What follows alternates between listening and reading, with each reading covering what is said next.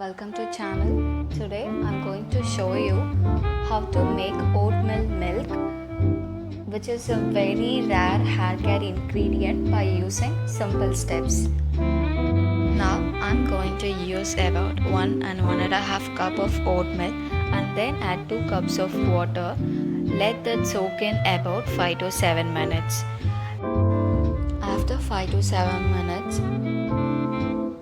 blend the oatmeal and then extract oat milk using filter.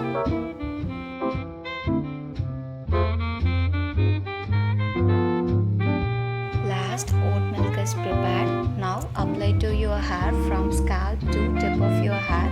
Leave it for about 30 minutes. Later, rinse it as usual using your shampoo and conditioner as well.